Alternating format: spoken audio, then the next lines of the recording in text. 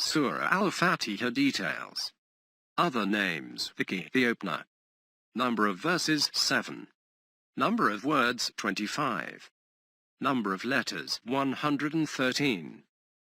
Classification Meccan. Position Juzʼ 1. Al Fatiha, the opening or the opener, is the first chapter surah of the Quran. Its 7 verses ayat are a prayer for the guidance, lordship and mercy of God. 1. This chapter has an essential role in Islamic prayer salat. The primary literal meaning of the expression al-Fatiha is the opener, which could refer to this surah being the opener of the book Fatihat al-Kitab, to its being the first surah recited in full in every prayer cycle rak'ah, or to the manner in which it serves as an opening for many functions in everyday Islamic life. Some Muslims interpret it as a reference to an implied ability of the surah to open a person to faith in God. Names. The name Al-Fatiha, the opener, is due to the subject matter of the surah. Fatiha is that which opens a subject or a book or any other thing. In other words, a sort of preface. The word Al-Fatiha came from the root word Fataha, which means to open, explain, disclose, keys of treasure, etc. That means Surah Al-Fatiha is the summary of the whole Quran. That is why it is generally recited with another ayat or surah during prayers, that is, Surah Al-Fatiha is paired with the rest of the whole Quran. It is also called al-Kitab, the mother of the book, and al-Quran, the mother of the Quran, Sabah al-Mathani, 7 repeated verses, an appellation taken from verse 1587 of the Quran, al-Hamd, praise. Because a hadith narrates Muhammad as having said that God says, the prayer al-Fatiha is divided into 2 halves between me and my servants. When the servant says, all praise is due to God, the Lord of existence, God says, my servant has praised me. Al-Shifa, the cure, because a hadith narrates Muhammad as having said, the opening of the book is a cure for every poison. Al-Ruqya, remedy or spiritual cure. And Al-Asas, the foundation, referring to it serving as a foundation for the entire Quran. Background. According to Abd Allah ibn Abbas and others, Al-Fatiha is a Meccan surah, while according to others it is a Medinan surah. The former view is more widely accepted, although some believe that it was revealed in both Mecca and Medina. In the Quran, the first revelations to Muhammad were only the first few verses ayats of Surahs Alaq, Muzzammil, al-Muddathir, etc. Most narrators recorded that Al-Fatiha was the first complete surah revealed to Muhammad.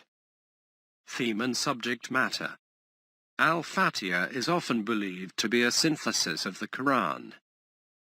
It in itself is a prayer at the very beginning of the Quran, which acts as a preface of the Quran and implies that the book is for a person who is a seeker of truth, a reader who is asking a deity who is the only one worthy of all praise and is the creator, owner, sustainer of the worlds, etc., to guide him to a straight path.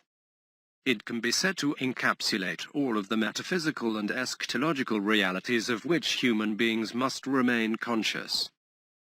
Interpretations. There are differing interpretations for verses 6 and 7. The phrase, the path journeyed by those upon whom you showered blessings, is usually seen as referring to Muslims. The phrase, those who made themselves liable to criminal cognizance, arrest, more clearly translated as those who have incurred your wrath, is usually seen as referring to the Jews, and the phrase, those who are the neglectful wanderers, more clearly translated as those who have gone astray, is seen as referring to the Christians. The Quran, an encyclopedia authored by 43 Muslim and non-Muslim academics, says, the Prophet interpreted those who incurred God's wrath as the Jews and the misguided as the Christians. Australian pastor and scholar in linguistics and theology Mark Jury says, to be genuine and effective, reconciliation between Muslims and those they refer to as people of the book, Jews and Christians, requires that Al-Fatiha and its meaning be discussed openly.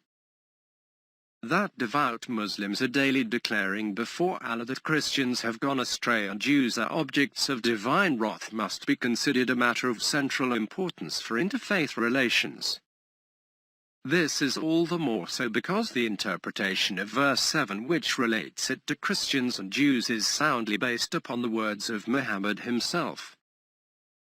As al-Fatiha is the daily worship of Muslims and represents the very essence of Islam itself, the meaning of these words cannot be ignored or glossed over. Most commentators agree the verse refers to Christians and Jews. However, other commentators suggest that these verses do not refer to any particular religious community. Related hadith. One hadith narrates a story of a companion of Muhammad who recited al-Fatiha as a remedy for a tribal chief who was poisoned. According to the hadith, Muhammad later asked the companion, "How did you know that it is a ruqyah remedy?" Muhammad al-Bukhari recorded in his collection. Narrated Abu Sa'id al-Khudri. While we were on one of our journeys, we dismounted at a place where a slave girl came and said, "The chief of this tribe has been stung by a scorpion and our men are not present. Is there anybody among you who can treat him by reciting something?" Then one of our men went along with her, though we did not think that he knew any such treatment. But he treated the chief by reciting something, and the sick man recovered, whereupon he gave him 30 sheep and gave us milk to drink as a reward. When he returned, we asked our friend, "Did you know how to treat with the recitation of something?" He said, "No, but I treated him only with the recitation of the mother of the book, al-Fatiha." We said, "Do not say anything about it till we reach or ask the Prophet." So when we reached Medina, we mentioned it to the Prophet in order to know whether the sheep which we had taken were lawful to take or not. The Prophet said, "How did he come to know that al-Fatiha could be used for treatment? Distribute your reward and assign for me one share thereof as well." Muhammad al-Bukhari, Sahih al-Bukhari.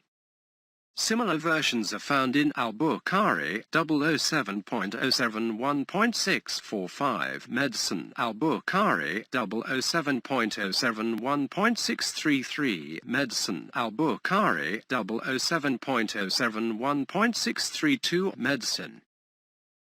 Muslim ibn al-Hajjaj recorded that Abu Hurairah had told that Muhammad had said, "If anyone observes prayer in which he does not recite al-Quran, it is deficient." He said this 3 times and not complete. Muslim ibn al-Hajjaj, Sahih Muslim. A similar story is found in Al-Bukhari 001.012.723, Characteristics of Prayer. Muslim ibn al-Hajjaj recorded. Ibn Abbas reported that while Gabriel was sitting with the apostle, may peace be upon him, he heard a creaking sound above him. He lifted his head and said, "As a gate opened in heaven today which had never been opened before." Then when an angel descended through it, he said, "This is an angel who came down to the earth who had never come down before." He greeted and said, "Rejoice in 2 lights given to you which have not been given to any prophet before you, Fatiha al-Kitab and the concluding verses of Surah al-Baqarah. You will never recite a letter from him for which you will not be given a reward." Muslim ibn al-Hajjaj, Sahih Muslim.